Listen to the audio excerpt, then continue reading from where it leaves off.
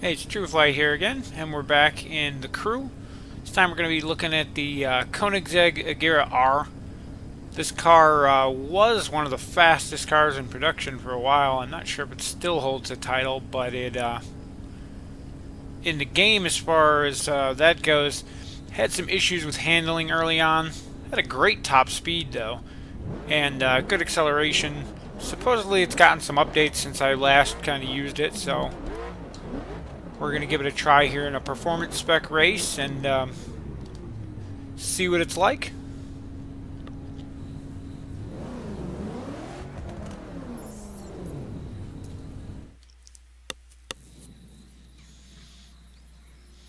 The thing used to turn like a brick. Hopefully that's changed. We're here on Sebring International Speedway. It's actually a challenge to do this track in a BMW coming up at the end of the month for some prizes, free card game, and some crew credits.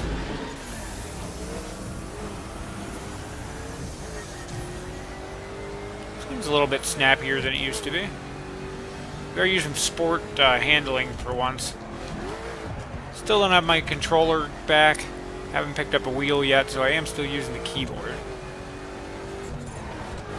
I've definitely noticed a difference in handling on it already.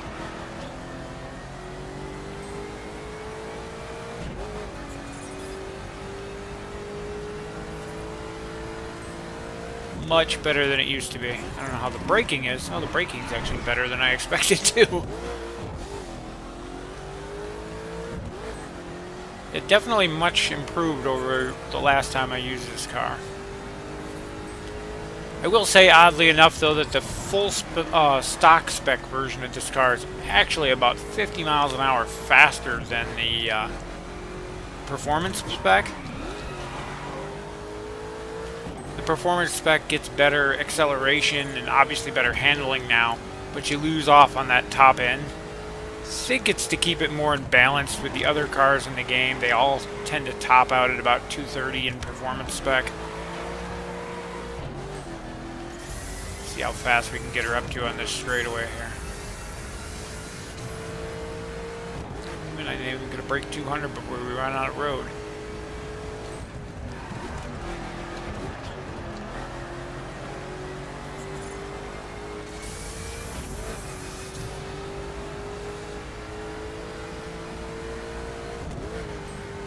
Definitely a huge improvement over what it used to be, though. I get used to those brakes, though.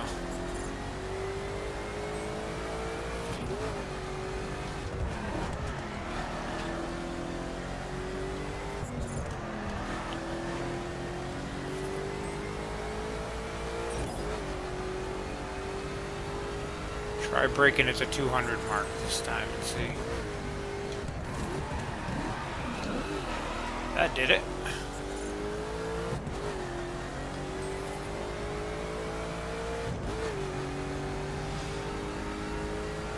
I do love that activated spoiler on the back too. I think it's when you hit 150, it actually tilts up to give you more downforce.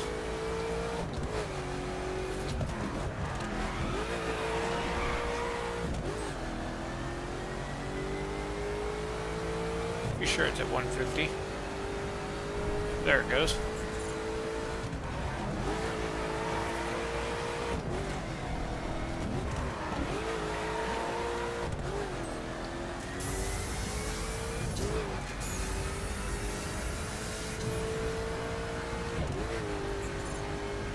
Definitely a nice car now after the changes, though.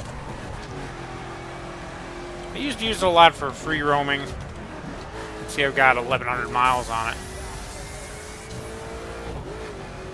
But as far as actual racing, it wasn't that great because of the horrible turning. Now that that's remedied, I might actually use this thing for some racing.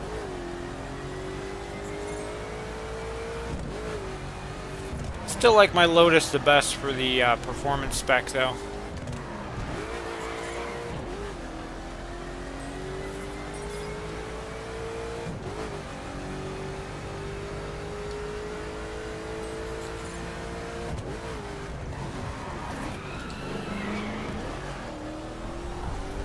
Steered a little too much there.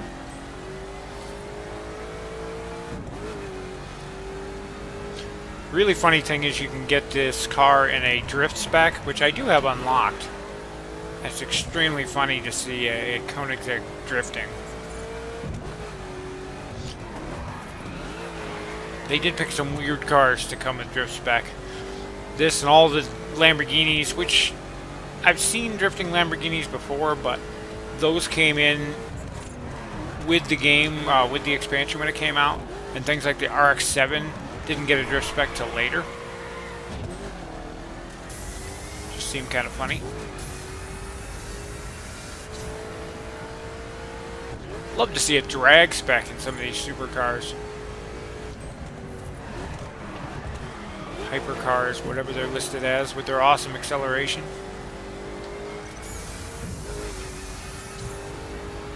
But that was too easy. Definitely nice changes to the Koenigsegg. I'm really hoping we get some of the other models soon, though. That's the only one in the game. But definitely like the changes in handling to it. It makes a huge difference. So if you were on the fence about it before, I can tell you now it's definitely worth picking one up.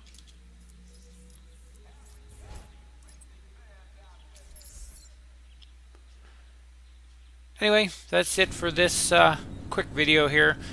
If there's a car you'd like to see, a certain race you'd like to see me try, or a spec or whatever that you want to check out, let me know in the comments below, and I'll do my best to get it out for you. Till then, we'll see you in the next video.